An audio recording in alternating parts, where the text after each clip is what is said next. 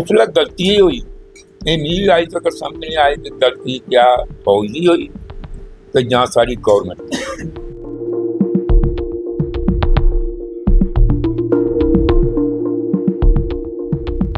उनका बसाव किया, लेकिन बसाव कोहदा वा कैंप वाले दा वा, ਉਹਦੇ कोई नॉन कैंप लोग नहीं आए, हो रही है। हम 78 साल हो गया, हमारा कुछ नहीं मिला। हम नॉन कैंप रिफ्यूजी सबसे गरीब थे, आज तक गरीब हैं।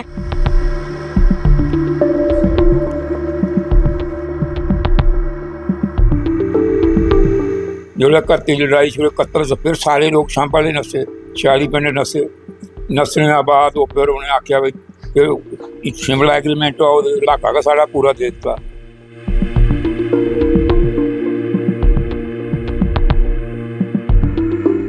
उसलै कांग्रेस हुकूमत ही, इंदिरा गांधी ही।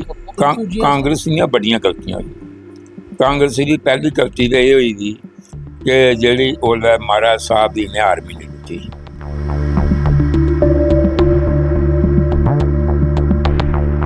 क्या तुहाडे राइट कुछ रही है दिन या तुहाडी तरफ ध्यान नहीं गया इस सरकार का? देखो जी, इस साढ़े राइट्स बड़े रही है। पहला राइट्स तो ये कि साढ़ा स्टेटस देना सानू वो नहीं दिता।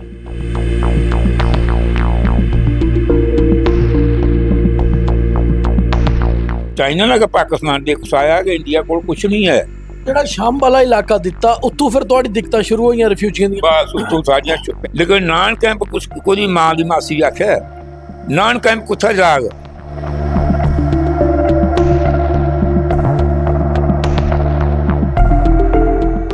क्योंकि हम नॉन कैंप है, हमारे पास जमीन नहीं है, लैंड लेस लोग हैं, मतलब कि हमारे पास लैंड नहीं है। फिर जो उत्थे लगा 3.5 साल देश दिल्ली चलिया, फिर ह्यूमन राइट कमीशन ने सारे हक फैसला किया। सावन तो खत्म हो चुका है मगर बरसात ऐसी है कि थमने का नाम नहीं ले रही। जम्मू में लगातार बारिशें हो रही हैं और बारिशों में अगर चाय के साथ गर्मा गर्म पकौड़े मिल जाएं तो फिर कहना ही क्या।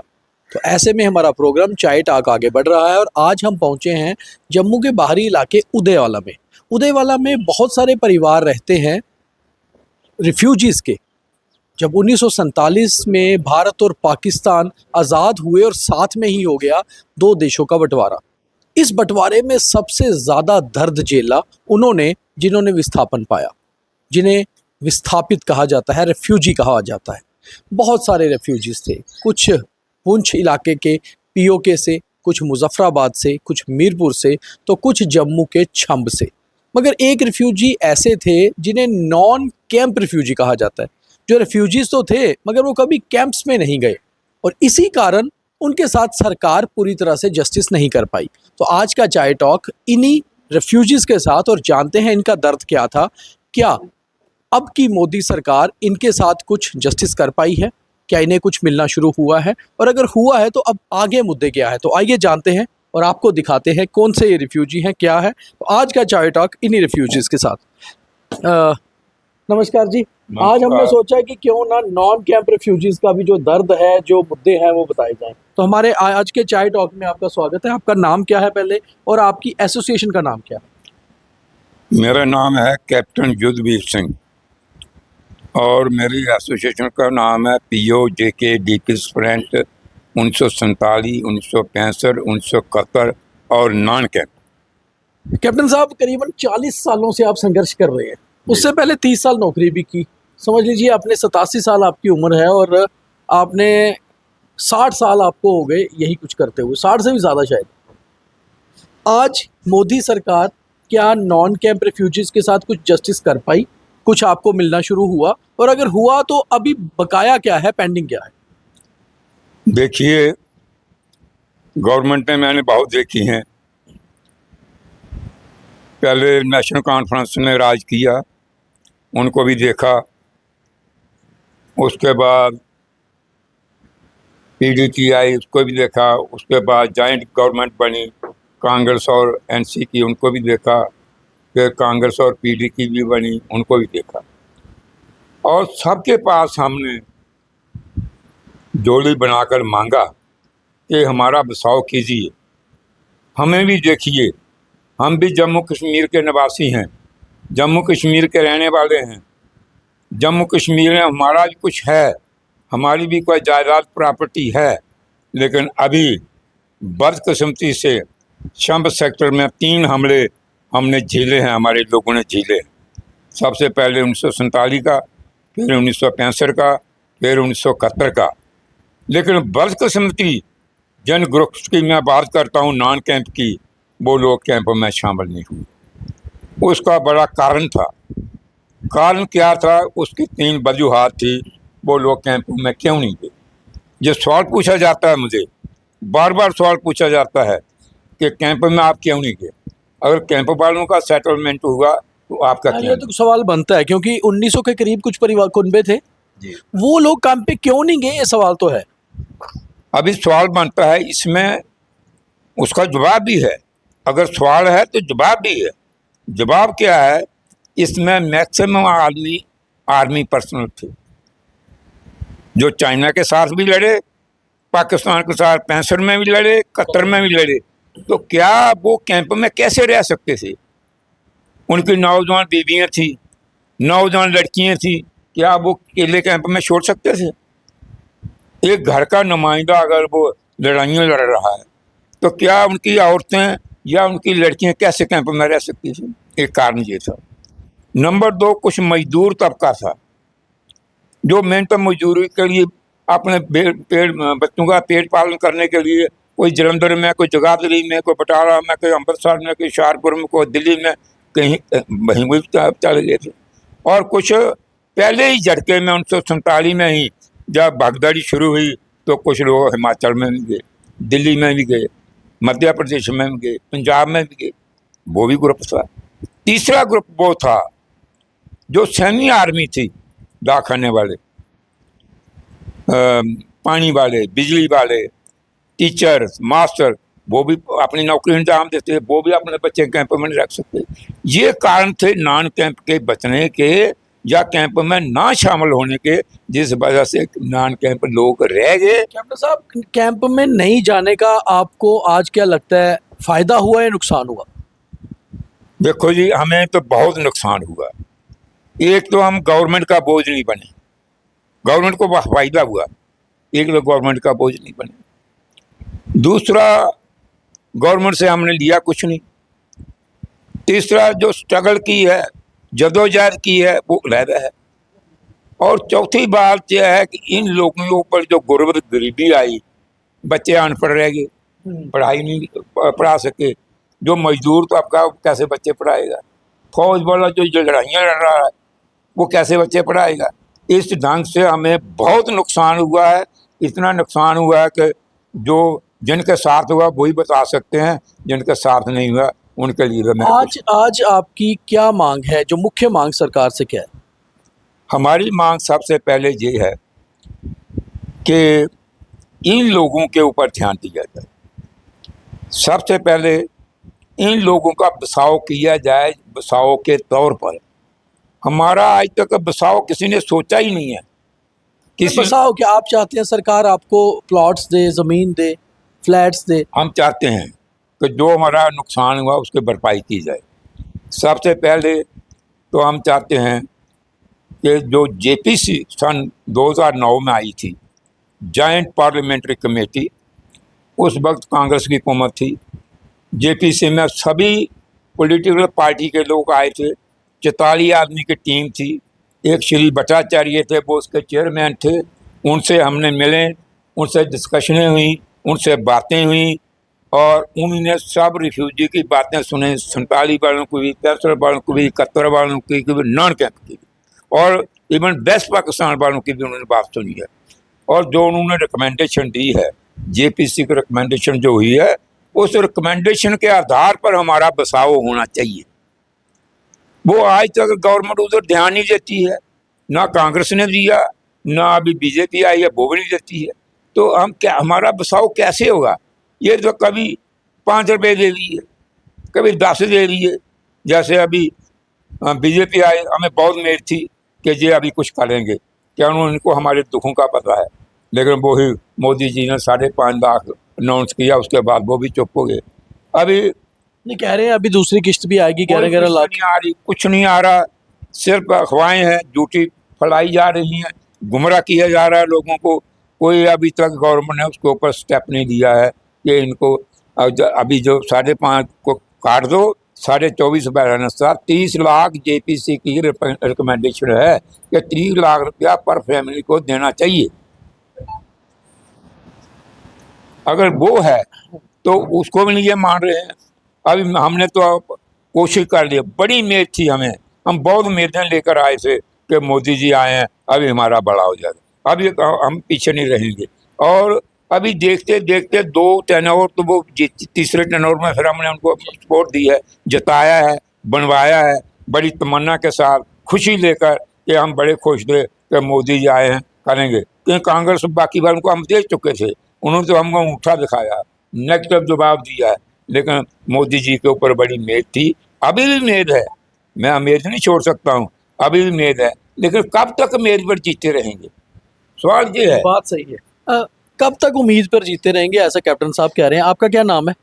मेरा नाम रमेश लाल है। रमेश जी, तुस भी इस संस्था कन्नै जुड़े दे हो, तुस भी फौज च हे पहले मैं फौज दा पैह्ले ते तकरीबन परिवार फौजी न जेह्ड़े नॉन कैंप वाले। तुसें केह् लग्गा दा कि जियां मोदी सरकार ने ते रिफ्यूजीज दे बारे बड़ा सोचेआ, वेस्ट पाकिस्तानी रिफ्यूजियें गी ते उंदे हक देई ओड़े वोट पाने दे, उनेंगी सिटीजनशिप राइट देई ओड़ी, जेह्ड़े POK रिफ्यूजी हे मीरपुर मुजफ्फराबाद आह्ले उनेंगी भी राइट मिले, क्या तुहाड़े राइट कुछ रेही गेदे न या तुहाड़ी तरफ ध्यान नहीं गया इस सरकार दा? देखो जी, इस दे विच साढ़े राइट्स बड़े रेही गेदे न। पहला राइट्स तो ये कि साढ़ा स्टेटस देना सानूं ओह् नहीं दित्ता साढ़े इस बार, ठीक है ना। बाकी प्हाड़ी इलाके दे दूसरे इलाके दे उ'नें स्टेटस दित्ते, सानूं कुछ नहीं मिला।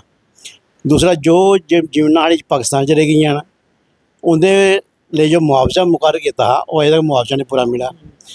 कुछ मेंबर कुछ इकना लोग हैं जिन्होंने 5.5 लाख मिला, लेकिन वो भी अद्धा मुआवजा अजें बैलेंस पेदा, वो नहीं मिला है। ओह्दे अलावा भी बड़ी इकना जेह्दे कारण साढ़े बच्चे पढ़ी नहीं सके अज तक, कोई नौकरी नहीं मिली सकी उ'नेंगी अज तक, ठीक है।